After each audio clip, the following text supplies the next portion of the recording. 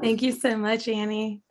Hey, y'all, my name is Adele. And I'm presenting Eric House, Dr. Eric House and Elliot Tria. We're kind of just hosting a roundtable, and we'd love to hear y'all's thoughts and experiences about what a liberatory writing across the curriculum program might look like. So a little bit about me.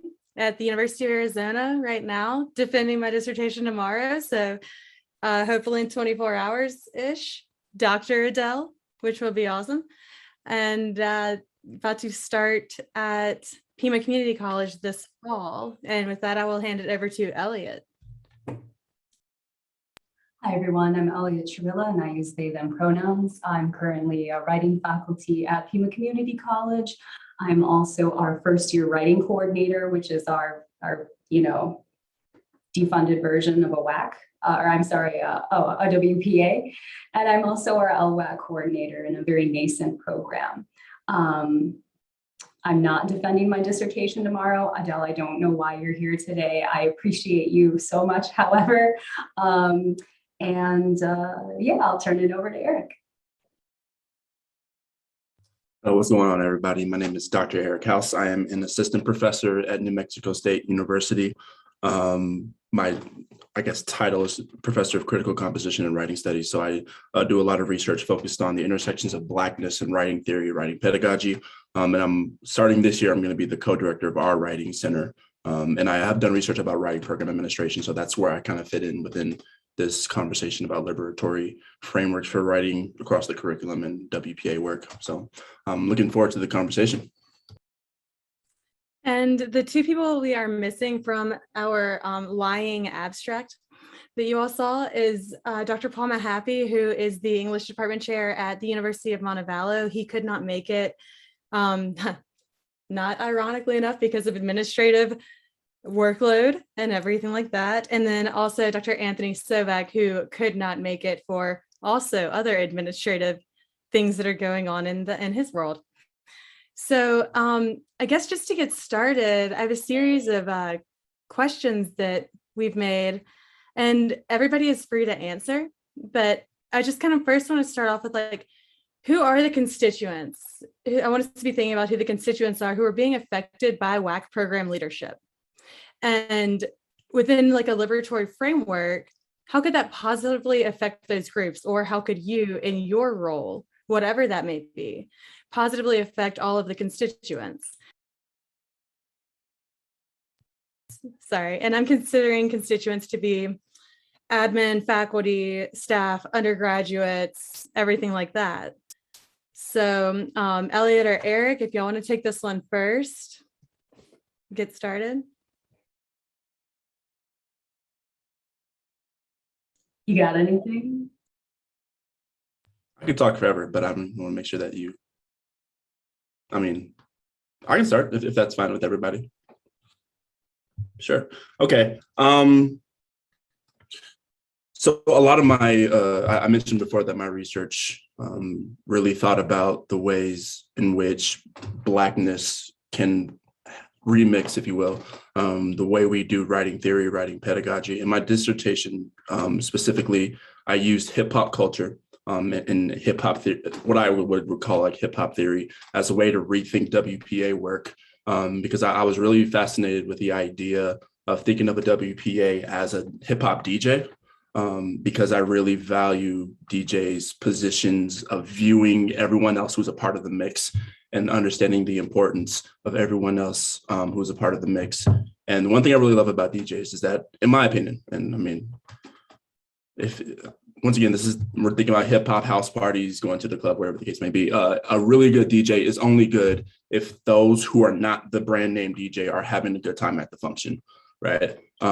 So I kind of liken that to WPA work. A WPA is really only effective if the students, faculty, staff, all that's working under the WPA are able to really vibe and build within that mix. And for me, I'm a big critical pedagogy fan too, right? So it's always about getting away from the vertical, moving to the horizontal, and thinking about what ways are the students really truly impacting the overall energy of our programs. If we're, whether it's in a one-on-one course, whether, as I said, I'm going to be doing a lot of writing center tutoring, directing. So if I'm thinking about the ways in which we can have conversations outside of the English department by itself, never forgetting the role that the students have to play within the energy of that mix. I'm going to stop there before I go too long because I want to hear my other panelists' thoughts about constituents and the roles in which they play. But I always want to start with the students are the one that make this mix, right? So what are we doing to make sure that we're always speaking towards their existence and inviting them to actually have a part and realize their importance within the mix? Yeah, so I'm hoping maybe I can build on that a little with the kind of like very practical experience that we have at PIMA for trying to build this program. And again, we're in a very early stage of it. The history of our WAC program is that we've been trying to get it open for a long time. And then at a certain point, it just became a culture that was not just for writing across the curriculum, but a liberatory writing across the curriculum. And what that means is that I believe that PIMA has a real investment in student voice in the governance of the college, as well as in the governance of their classrooms. And so there's a big push, right? And of course, we all hear these phrases all the time: trust our students, listen to our students. And so along with all of the other, grading and assessment initiatives that we have going on, along with the town halls and focus groups that we have, there's a real culture of learning what our students need from our students, rather than learning what our students need from people who have been in the field for a really long time. And that's been liberating, right? For us to restructure and move beyond like the kind of very formal structures that we often see in leadership positions and things like that. So our constituents in a lot of ways are like our WAC program is now more of a bridge between what we understand theoretically and what our students are telling us what we need. So we have to do a really good job of conveying what we have learned from these sources to our students, and then have them feel authorized to push back and say, well, that's all very fine and dandy, but this is what we need here in Tucson in our particular community college. A lot easier said than done, of course, but so our constituency is just trying to, that we're, again, in that horizontal structure, that we're all kind of members in this mix, rather than a leadership structure that is kind of facilitating a program of writing and literacy. Yeah, awesome. And I mean, I also want to add with WAC programs, I mean, another really important group are the non-writing professors, right? The people who aren't necessarily comfortable assessing writing and things like that. So finding ways to kind of double down and help multiple groups at one time with that. I believe it was the last IWAC conference that was in Auburn, if anybody was there. I presented on a study that I did with a business professor, master's business professor, and to meet accreditation standards, he had to assign a total of 4 pages of writing. And so he just did a 4-page midterm. And the students were stressed and he was stressed, and he doesn't know how to get feedback on it. And it wouldn't matter if he did, because it's not like the students are revising it. And so I did a series of low stakes writing assignments, and doing that as a grad student not only got me my first author or single author publication, it gave me that research experience and things like that. So if you're directing a WAC program with grad students, you can set them up to build those collaborations and partnerships, and working one-on-one like that allowed that professor to really get what he needed out of that partnership, and allowed me to help give him that. So I think one of the major elements of a liberatory WAC program is the concept of reciprocity, and it should always go back to that. Does anybody have anything they want to add or say or anything? Can I ask you all a question, please? Can you define or maybe set parameters for us to get on the same page on what you mean by liberatory and specifically liberatory WAC program? Totally. So I would say liberatory work, and I'm quoting from Perlow et al. Black Women's Liberatory Pedagogies. It's open access book. You can find it at Clearinghouse. So liberatory work challenges the Western intellectual tradition and white and male superiority of socially constructed knowledge and exclusivity. So with that, liberatory is attempting to resist or break away from a traditional writing program structure, the hierarchies that we were talking about trying to avoid. So working more laterally and collaboratively together. And while it is, more work and time consuming, the benefits of asking the people, your constituents, or the people who are affected by your decisions, what they need, and then consistently revising policies and practices to reflect the current needs of the WAC program. Does that help? And just to build on that and maybe take us into another question, one of the talking points that we had, I'm of the opinion, right, that when you're gonna use these terms and claims of like liberatory pedagogy, anti-racist pedagogy, these popular terms that we throw around lately, I think we really want to make sure that we're calling out what specifically about writing in this instance is like kind of having I should say, participating in this tradition of oppression, of marginalization. So one of the questions that I kind of posed was, what does it mean to read WAC as an extension of writing and writing pedagogy's colonial legacies? What does it mean to say we want to build these programs where we can reach across curriculums, across disciplines, but then what does that say about how we're suggesting writing has this potential to go into all these spaces, right? And as WAC and WPAs and people, writing teachers, writing pedagogues in general, right? Are we doing the same thing? I'm thinking a lot about Carmen Kennard's vernacular insurrections, especially when she was talking about the integrationist movements of the 60s, right? Are we now then these teachers who just assume, teachers and professors who just assume that these other students, regardless of their disciplines, regardless of where they kind of exist in this university structure, are we supposed to integrate them into our own ideas of writing? And what does that say about the power we presume to have? What does that say about the overall project of white supremacy that writing has for so long in the university been kind of taken a part of? And if we're serious about stepping away from that, what are the things that we're willing to call out within ourselves, within our practices, and the history of our practices? So yeah, that I think that's an ongoing question, right? But I think when we say we want to build liberatory frameworks, we really need to address the colonial legacies that writing has for so long played a part in the university, and really question that every time we try to say writing is going to go into these spaces, spread into these spaces, and do these things.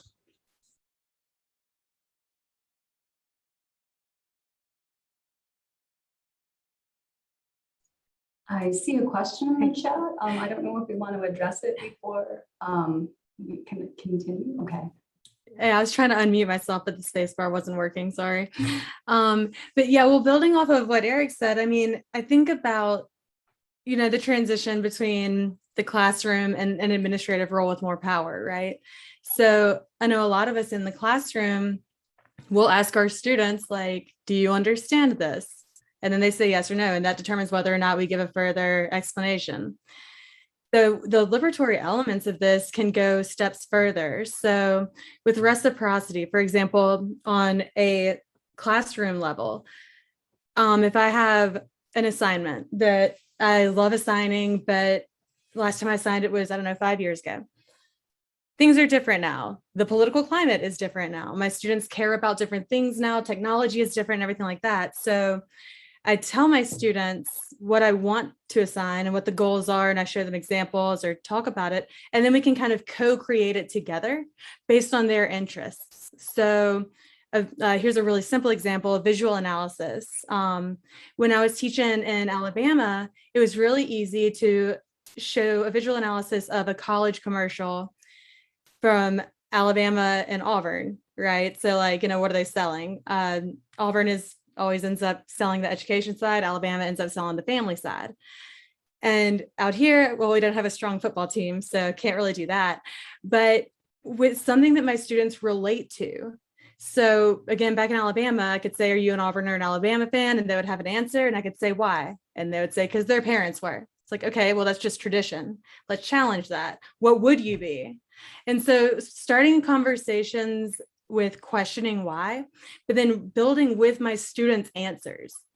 So not just assuming I know what they need to know, because it's my job to know how to create an assignment that meets learning outcomes. But it's also my job to highlight my students' strengths and validate their experiences.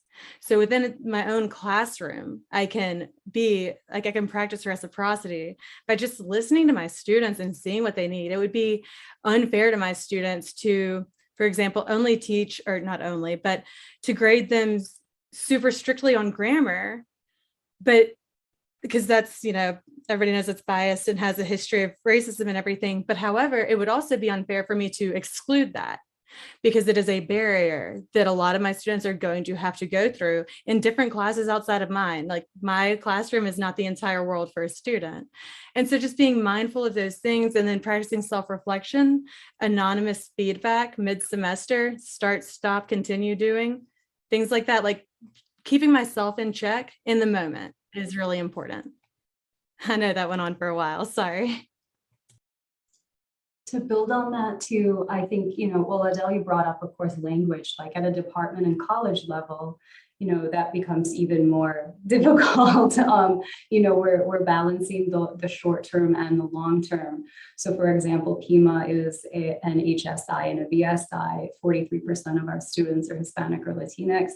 And, they have anywhere between a 7 and a 13% opportunity gap in our long-term data for our department, which is consistent with the JELO data, the general education and written communication data that we have.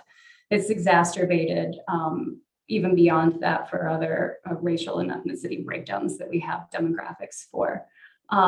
So just thinking in terms of like reciprocity means that when we form that bridge with our students identify a dual need. Our nursing students need to, in order to pass their exams, have standard written, English and mechanics down. They want that, they need that. And yet, how do we also kind of recognize and promote the pushback against that, not just at a college level, but at a community level and a social level too, right? So how do we validate our students, teach them what they need to pass the bullshit exam component of that, and then, enable them, give them the tools or get out of the way so that they can, that they use the tools that they already have to then move into those fields and, of course, be the change, of course, that we all want to be. So, there's long-term and short-term discussions that, we don't have, at least I don't have solutions for. But when we talk about reciprocity, it's working with, allied health, it's working with our nursing students. It's also, working with our writing tutors and our writing specialists and the amazing support staff and librarians across, so all of these folks have to kind of come together and agree that there's something wrong here and that we don't have the immediate solution, but there are all of these things that we can do to either get out of the way or better support our students so that they can continue to develop these areas outside of college. So I don't know if that helps kind of build on the notion of reciprocity between who, but just from my department, I think, perspective. And just to add to that, when I think about reciprocity in these sort of situations, and what I was kind of alluding to in the earlier part of my response, is recognizing in all the ways, whether it's from the curriculum to the assessment or just the general daily interactions with my students, is recognizing that I need and value them in the same way that they do to me as well, right? I am not more important in any of these moments than my students are. Quite frankly, what am I going to do without my students, right? And what sort of practices administratively, or just like I said, on that personal connection, am I doing to really show and illustrate that I truly value and need and want my students to do well in this space because I need them as much as they need me, right? Just want to make sure I threw that out there. Yeah, and to kind of talk about like liberation and grading and everything, I mean, with those low stakes writing assignments, for example, and this is definitely geared toward non-writing professors who are outside of writing programs and in a WAC program. And if the goal is to meet an assessment or an accreditation standard, this is like pretty specific. And I have another example that builds off of it, but those low stakes writing assignments, there were maybe 10 throughout the whole semester, graded for completion, no more than like a paragraph or a page, double spaced, not graded for grammar. And together, all of them were not worth more than 10% of a student's overall grade. And the results were, I was even surprised and shocked at how great they were. The students were coming into class, starting the conversations, talking about like, oh, I was at work the other day and I was doing this and blah, blah, blah. And they were making the connections that they wrote about in a paragraph. So it's low stakes for the students because they're not graded for grammar. It's graded for completion. It's low stakes for the professor because you're not having to assess the writing. You don't even have to necessarily read it, but it's only a paragraph. So sometimes you can't help yourself, or even just pick like a small sample if you've got a class of 150, right? So it keeps the professor up to date on where their students are during the semester, and it keeps the students engaged, involved, and less stressed about writing, because writing is always pretty stressful for students.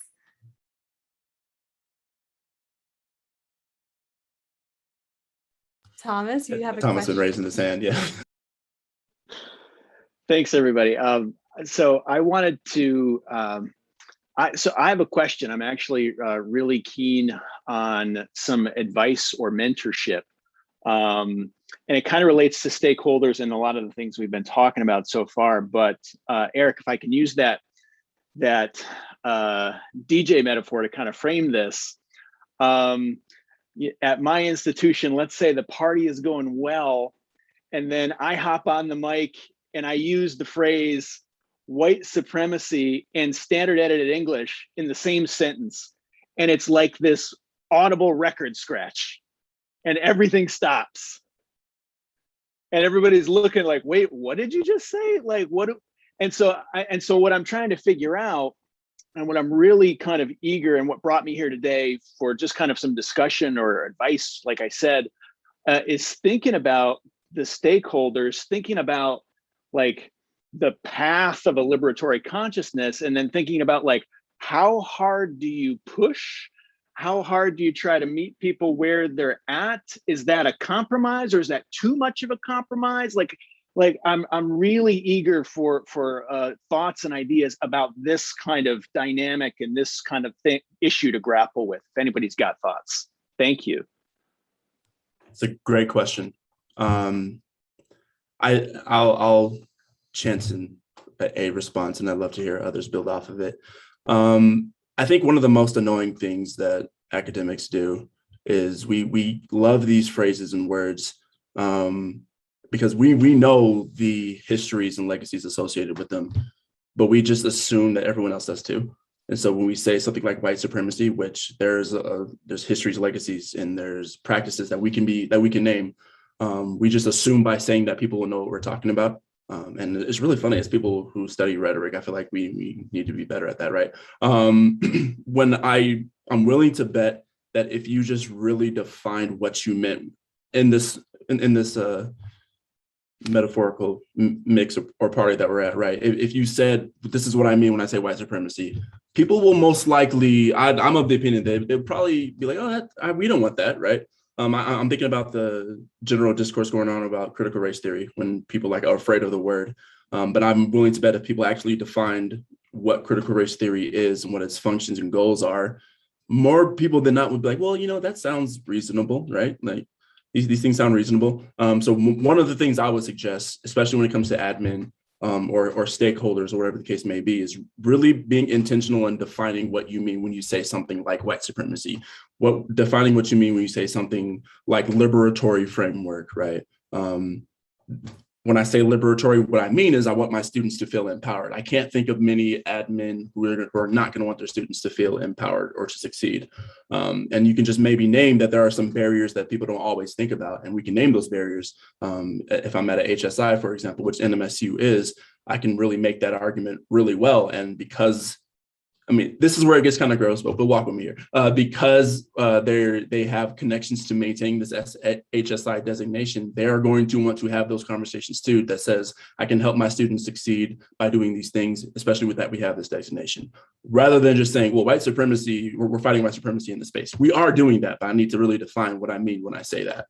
Does that help? Or anybody want to build or add or challenge anything from that? I definitely want to add one thing to it. I mean, so as the person trying to seek, teach, preach, enact liberation, it's our responsibility to be uncomfortable, and it's okay. It's okay to be uncomfortable. It's okay that, you know, if a person with power over me was to say, like, you know, everybody's racist, or we were brought up in a patriarchy, so you are patriarchal, you have those tendencies. It's not an attack on me. And then if I'm teaching things like this to my students and it makes me feel uncomfortable to bring up critical race theory, like, that's my problem. That's not their problem. And so and then the whole rhetoric part of it, truly focusing on your audience. What definitions do they need to hear? How do they need to hear it to be comfortable with it? If it's a group of people who, no matter what, if you use the phrase white supremacy, they're going to shut down and back away, then don't use that phrase. We're rhetoricians. We can do that. If it's admin at an HSI, yeah, it is gross, but what's the end goal? To be politically correct or to get shit done, you know? And to that point, thank you, Adele, for saying that, because like I said, I study hip hop, right? There's a lot of moments with rap specifically, but with literally every aspect of hip hop is some form of resistance embodied in some artistic expression or expression in general, right? So if I want to be disruptive, and if I want to use white supremacy in a specific way, just like we said, it comes back to rhetoric, but like I need to be very intentional and know that when I say this thing, it's going to be very abrasive, and I want it to be. Versus, no, we got to get stuff done. So the overall project is still pretty abrasive when you're saying we're going to disrupt the way that things have been going on here. But how do I want that to come off? Do I want to scratch the record right now? Right, scratching is, in DJ terms, scratching is a disruptance or a disturbance that has a meaning to it, right? In what ways can I use these things to my advantage if my end goal is to promote this liberatory framework?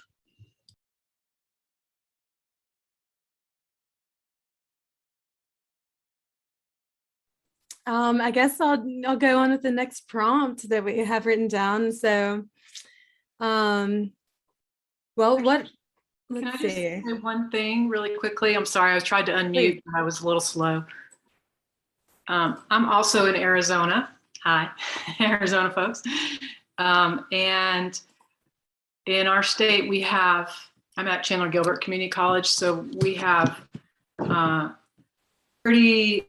I would say in my classrooms anyway, a pretty strong and even mix of viewpoints on this, diametrically opposed viewpoints in some cases, in terms of our students, not so much in terms of our faculty or admin, but in the classroom. I was going to say Eric's point really made a lot of sense to me, because in the classroom, my primary goal is to make sure that my students have a safe space to learn in. And when they have that safe space, pretty much anything, as long as we have certain rules of engagement, right? Which is what we really wanted to the country anyway. And part of that is just defining terms. What do you mean by this? Okay, so why did you come up with that perspective? What experiences have you had, or have you heard about, or have your parents told you about, or whatever it might be that's influencing their definition of these terms? And when we do it that way, they seem to feel much more comfortable about discussing these things, because they realize that, I think very much like what Eric said, most of my students just want everybody to be happy and, and feel good and learn some stuff. So that just really resonated with me. So I just wanted to say that.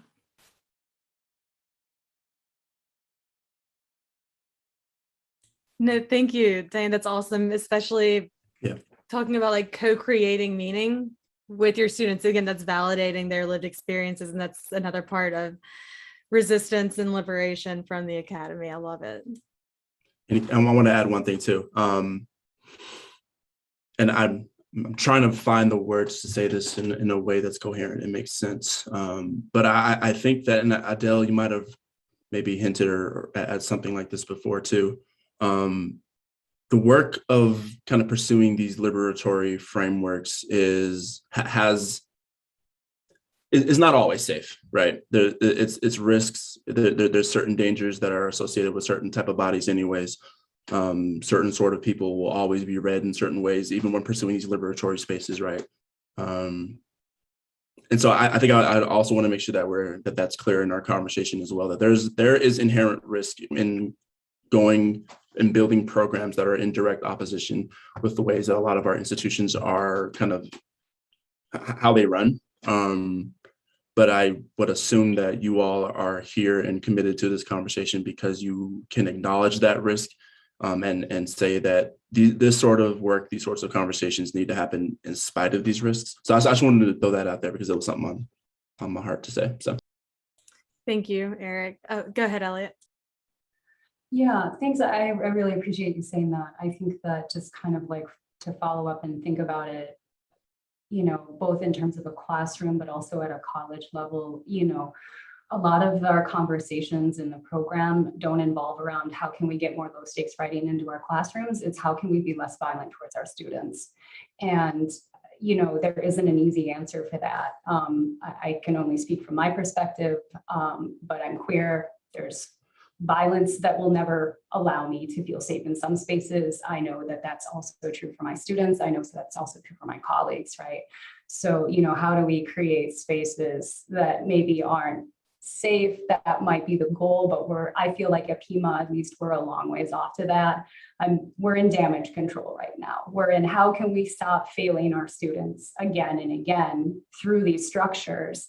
And I think that kind of goes back to like building terminology, right? So one of the first questions from our participants here beyond our small group of 3 was, what is liberatory? That's one of the questions that we had to address, because walking in, again, just kind of like anecdotal, walking into program development, we had a really strong core of faculty across the department, colleagues across the department staff, who were really interested in what liberatory was. And then once we started defining that it was systemic like change, and that this wasn't a move to create more like leader positions in the college that would be funded and things like that, interest waned.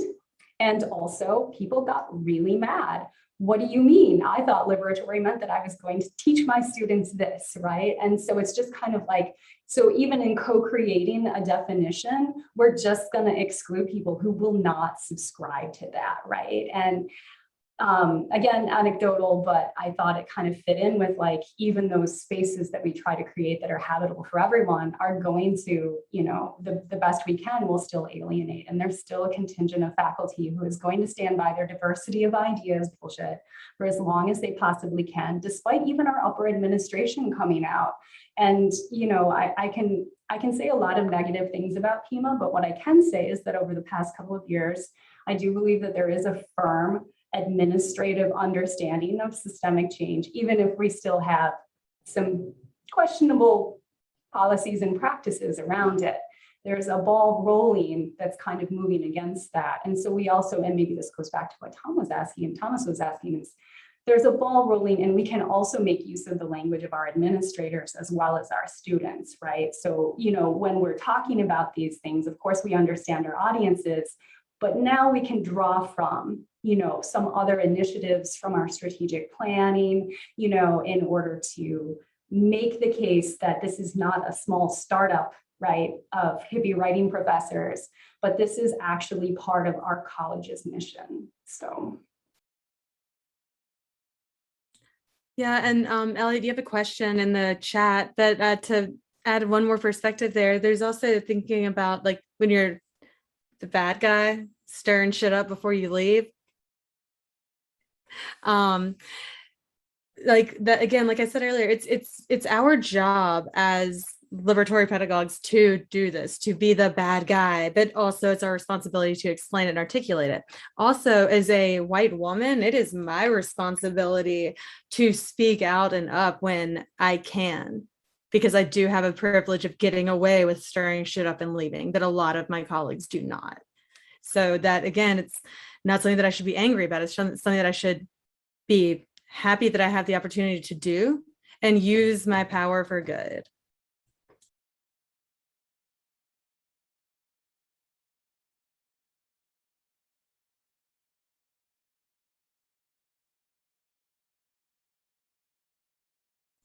Sorry, I was trying to multitask. We're all reading, sorry. So bad at it. So again, as far as what they thought liberatory meant, again, I think that at least in my college, one of the things that I run up against is a conflation of what anti-racist pedagogy is with what multicultural teaching is, with what culturally responsive education, so there's all of these terms and practices.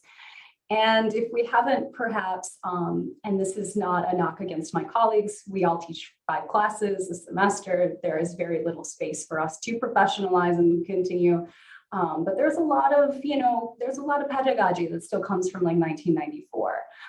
And so that, there are some firmly held beliefs on what our role is as educators that, when we write out the words, it sounds all very fine and dandy, but when we look at the practices, of course, doesn't quite replicate that. And then just one initiative that I think our entire, we have a new strategic plan, the whole committee, except for one person, that was it. That's our strategic plan. And so that's probably the most massive thing that I can think about that really has to come, from both the college, and the board. And we have, we just have an amazing amount of support for real restructuring. But even again, I'm thinking of our Board of Governors meetings where, Robert's Rules is used to silence our 2 newest and big surprise, people of the community read not old white dudes on the Board of Governors for an HSI who you are constantly being shut down through, the use of these old systems and structures, right? So there's a massive kind of, throughout the college movement towards, I think, discussing this, but yeah, agree, Diane. So yeah, it's kind of at all levels, but I'd say our strategic plan is probably the big one. House, do you want to speak on one, or do you want me to kind of?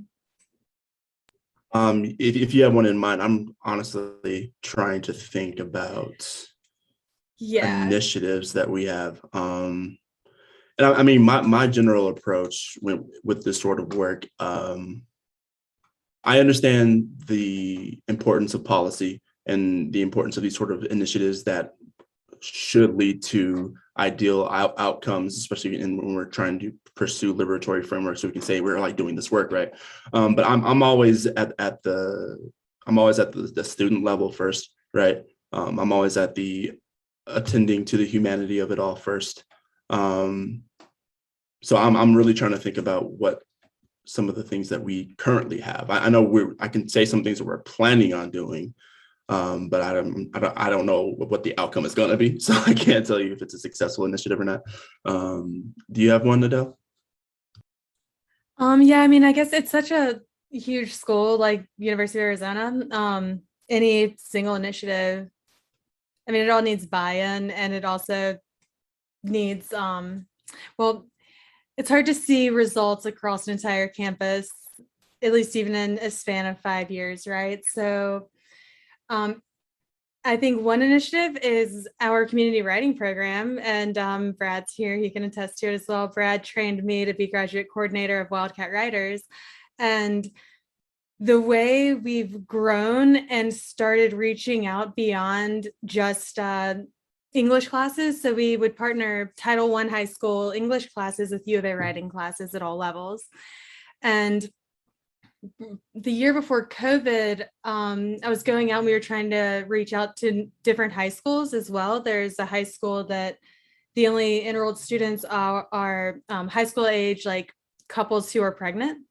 And so giving them opportunities to kind of take college classes, and then broadening the scope beyond English classes, and then broadening to sophomore level in high school as well. Not freshmen are somewhat harder to pair with college level, but broadening our scope to reach more students and more potential students has been really impactful for that liberatory concept, because in the program itself, Wildcat Writers, the way we structure and build our curriculum, the way we regularly reassess our policies and practices, and the way we collect our data and present it to the writing program to gain more funding has, I mean, it's definitely significantly impacted our graduate student professional development, our undergraduate student participation, and our involvement in the community. We try to do 3 events, one to high school campus, one to U of A campus, but one in the community. And then we try to develop assignments that have our students give back to the community. So nonprofits and things like that. And my students who have done it absolutely love it, and they want to do it again and again.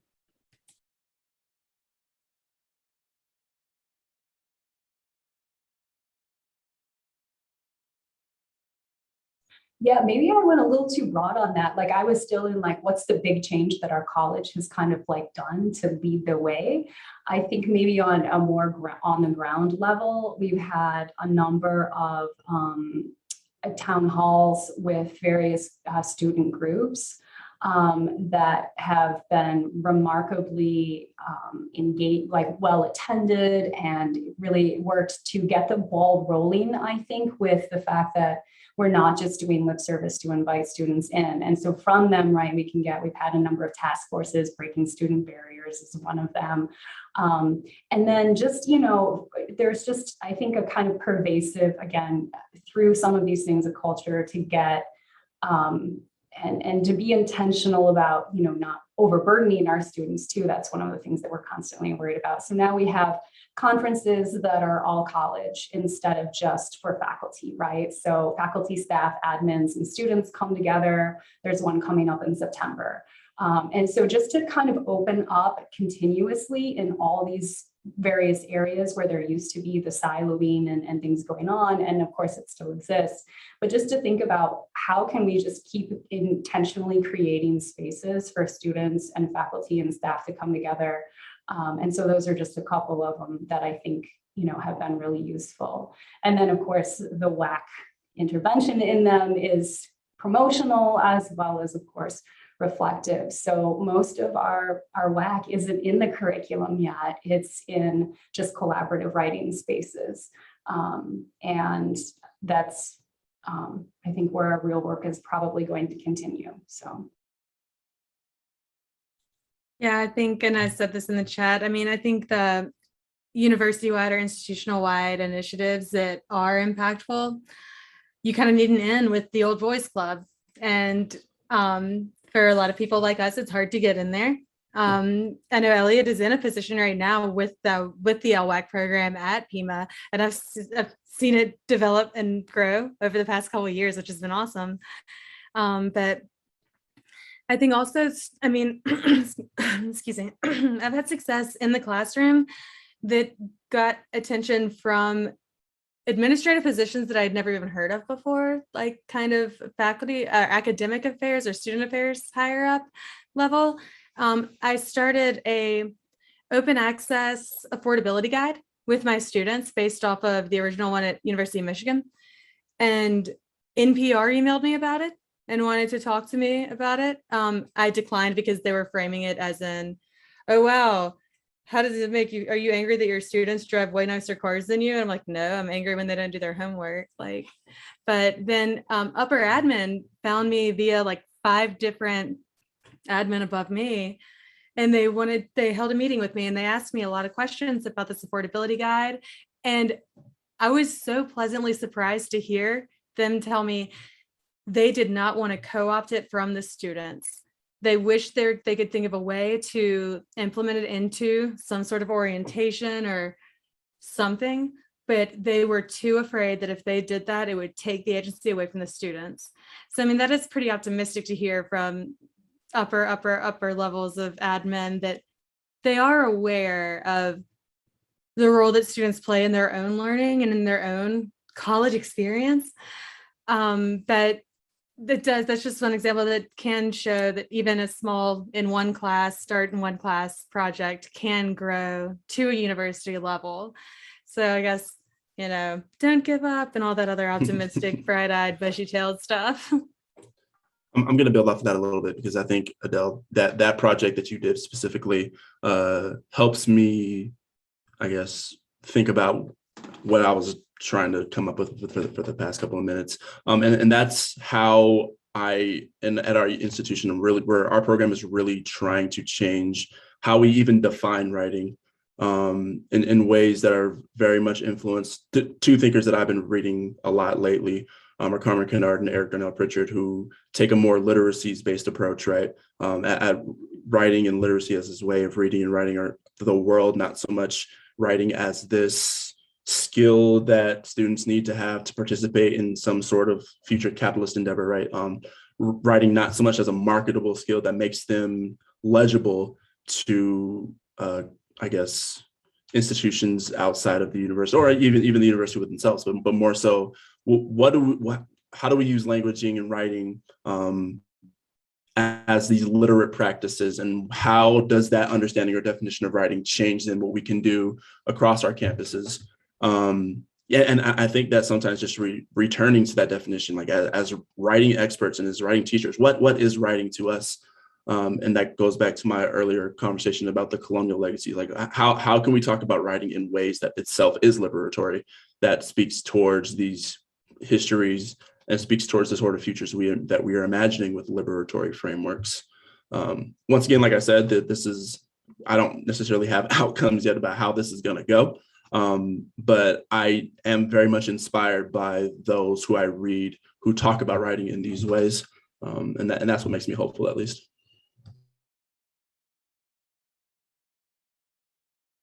So we've only got about a little over 10 minutes left. So if y'all are comfortable opening it up to Q&A, Eric, Elliott, or do y'all have more to talk about or points?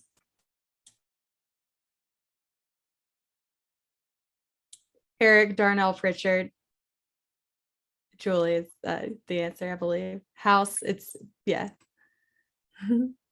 I think that if there's a lot of questions, throw them in the chat. But if somebody has one and wants to just start, I think that'd also be fine. Yeah, Eric Darnell Pritchard's book, Fashioning Lives, is one that I really love to really sit in definitions of literacy and think about how that impacts everything I do in my research and in my space as well. It's great work.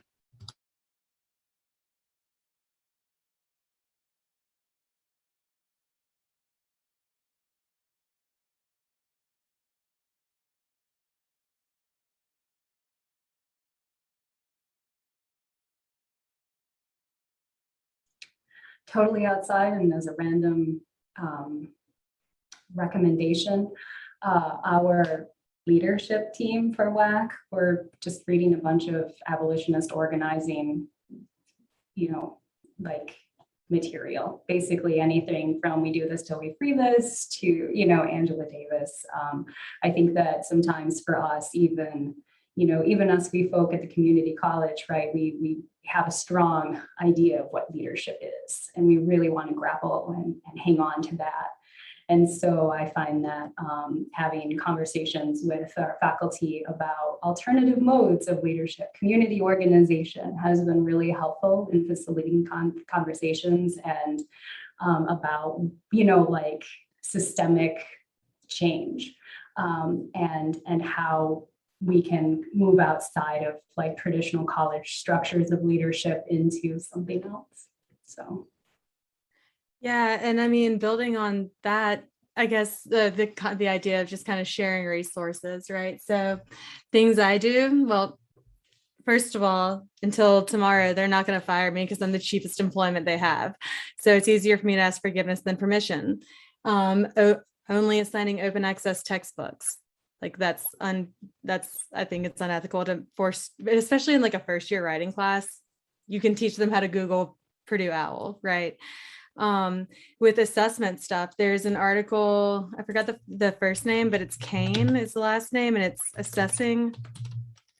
I'm typing it in. ASS. Sorry.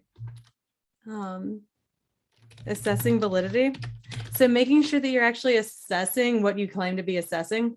So how does one assess students' lived experiences as a source in their writing?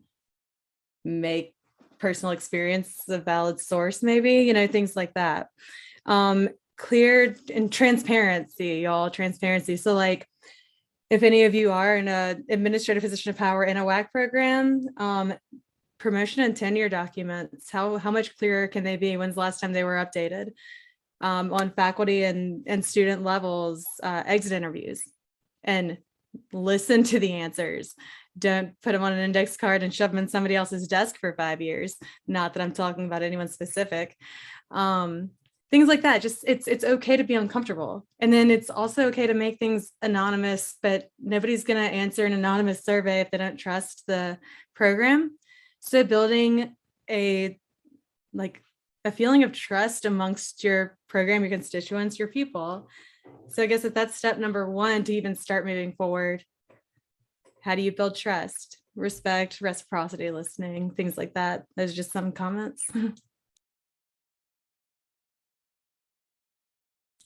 Thanks, Julia.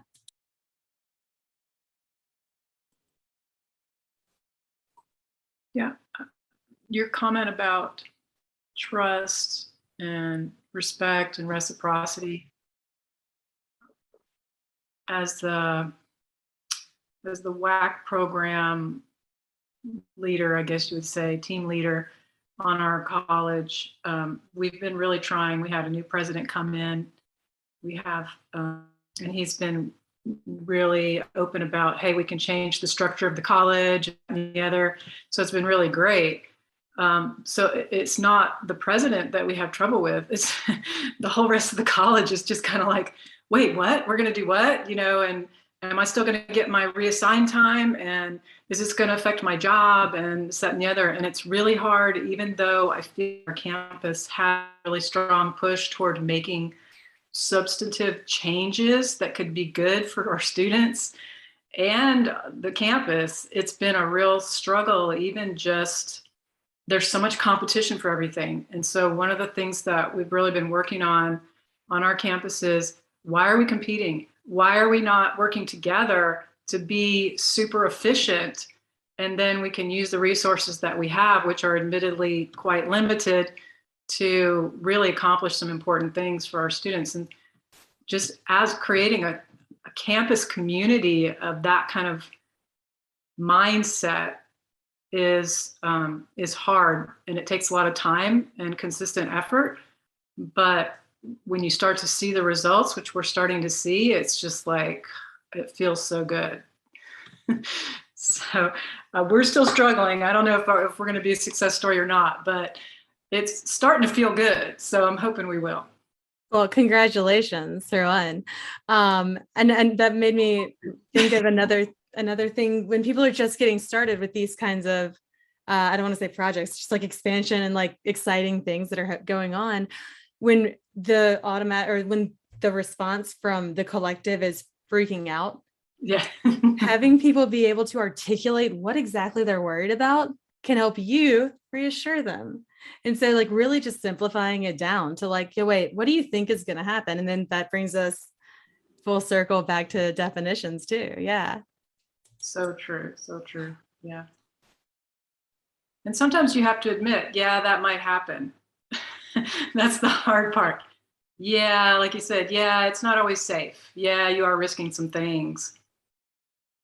And then deal with that as well, which I'm still trying to figure out. So if you guys have solutions for that one, love to hear them.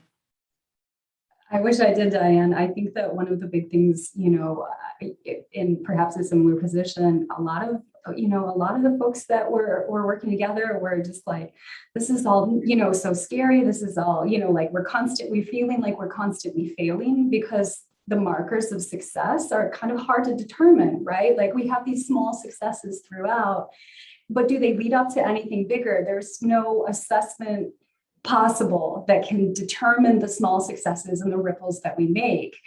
And yet we're constantly terrified. And so for teachers, for many of us who are like, we are educators at heart, learning as we go is really difficult. And I think that really goes back to just really, again, all these things that we talk about, reciprocity and just trusting one another. But it's hard when, you know, when everything is data driven and it's not enough, but there's no spreadsheet, right? There's no chart that can measure this. And so just as kind of a side note, and not to miss out on Molly's comment here about like transformative justice or things like that, like, yeah, it goes back to how do we measure like human emotion? I'm thinking of, you know, anything, again, a background with like mutual aid and things like that, but it is about cultivating an affective space as much as anything else. And so how do we measure? Are we truly bringing love into this, right? Following Bettina love, following hooks, right? Are we, you know, like how are we engaging with these ideas when it is so heavily, where it is so heavily affective rather than, you know, because I can have all the student success data in the world and I've got it. It's like on my other screen if you want me to present it at some point, but it doesn't add up. So yeah. I appreciate you saying that, Elliot. I did an anti-racism workshop recently at Pittsburgh, and the writing program's dean is a chemist, and he's new, and in order for our group to be compensated, he was asking for empirical evidence that the writing program instructors would become more anti-racist. How do you do that? How do you provide empirical evidence that they are going to become more anti-racist? I don't. And so, you know, a before and after quiz, which will be as meaningful as any before and after quiz we have ever done, just giving leading answers. Jeez. I'm sorry, I didn't mean to cut you off, but I just apologize for the whole situation. I will send universal karmic energy to you for having to deal with that. But yeah, I'm sorry, go ahead.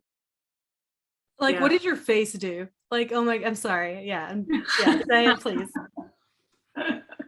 We're also having that discussion as to what counts as assessment, especially for our district level, because the methods of assessment are like the cheapest ways that we can assess.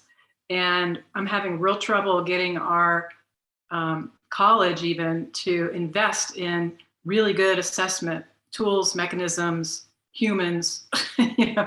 And it's very frustrating because that's one of their ways, that's one of their barriers that they can put up. Well, if you don't have this, then we're not going to fund you, we're not going to support you.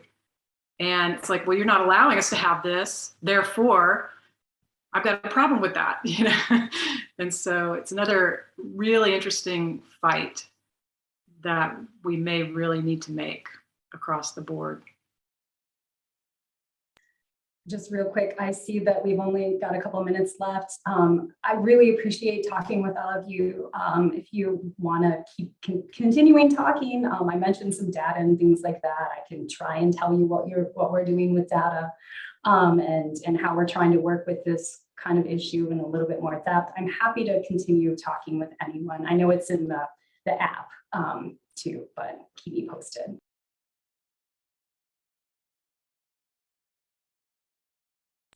Eric, did you have something that you were going to offer about assessment?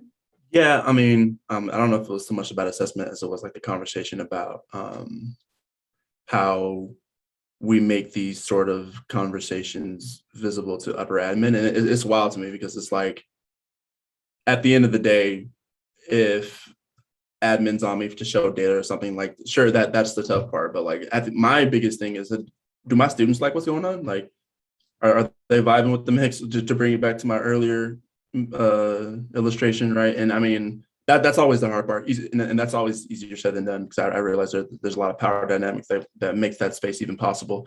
But that's kind of the headspace I'm in these sort of conversations, is like, but what about, where do the students exist in all this?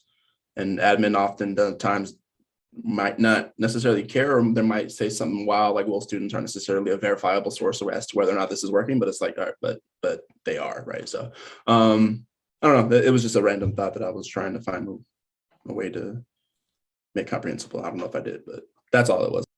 Yeah, and we don't want to keep y'all over or anything, so feel free to drop out or jump in and ask anything. One thing on that, the house is that's one of the driving things for my disc and everything, is like, so if writing programs, if WPAs claim to want to support students, like, yo, what, when, where, how?